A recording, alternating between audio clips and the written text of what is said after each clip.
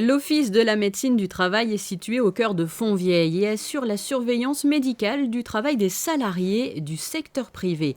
Un peu plus de 35 personnes composent l'équipe qui poursuit plusieurs missions afin de mener au mieux cette surveillance tout au long de l'année.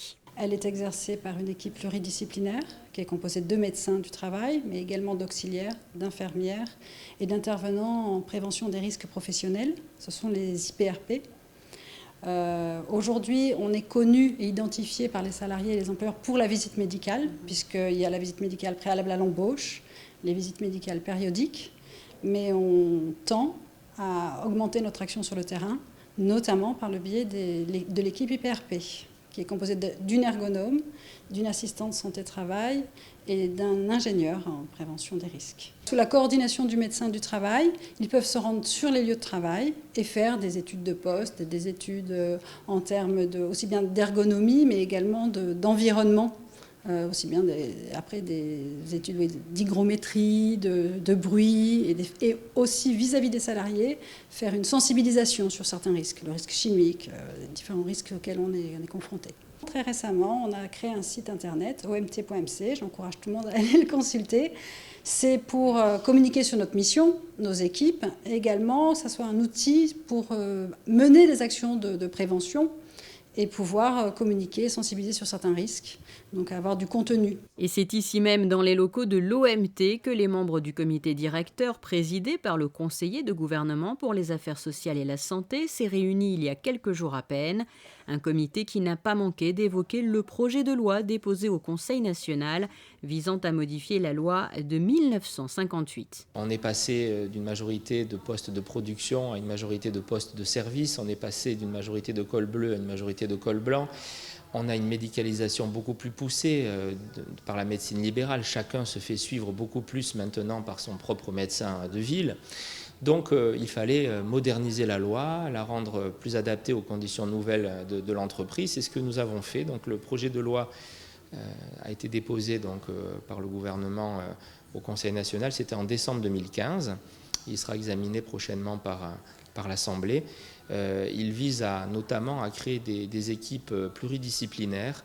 Donc désormais, les médecins du travail travaillent avec des infirmiers, avec des experts en prévention des risques au travail. Ce que nous voulons, c'est déplacer aussi les médecins et ces équipes vers les entreprises pour faire de la prévention contre les accidents du travail, pour améliorer l'ergonomie, les conditions de travail sur les sites des entreprises. Et puis donc nous voulons aussi,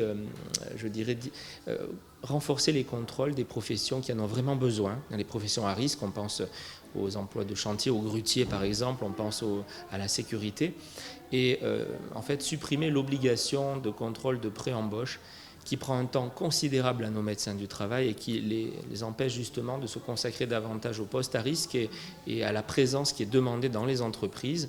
Donc nous allons simplement contrôler tous les salariés, mais de manière moins régulière, ceux qui n'en ont pas vraiment besoin, et pas avant l'embauche, mais après l'embauche. Donc tout ceci pour améliorer le service rendu, je répète, à la prévention bien sûr des maladies et des risques au travail, et le contrôle et le suivi de la santé de tous les salariés de la principauté.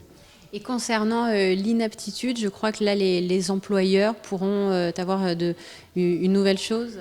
Oui, nous avons voulu corriger un petit déséquilibre qui existe aujourd'hui dans la loi sur l'inaptitude des salariés, qui a été faite pour protéger les salariés, pour éviter leur licenciement quand ils ont un problème d'inaptitude. Cette loi, donc, en fait, prévoit la possibilité d'un recours du salarié contre la décision du médecin du travail quand il est déclaré inapte, mais elle ne prévoyait pas le parallélisme des formes, c'est-à-dire l'équité pour l'employeur qui pourra désormais, dans la loi nouvelle sur l'OMT déposée, qui pourra également lui faire appel s'il n'est pas d'accord avec la décision d'inaptitude prononcée par le médecin du travail sur le salarié. Ainsi donc les deux parties auront un recours possible pour plus d'équité et de justice entre elles. Tout ceci pour permettre à cet organisme de droit privé de poursuivre sa mission de service public, veiller à la santé des salariés tout au long de leur parcours professionnel sur le sol monégasque.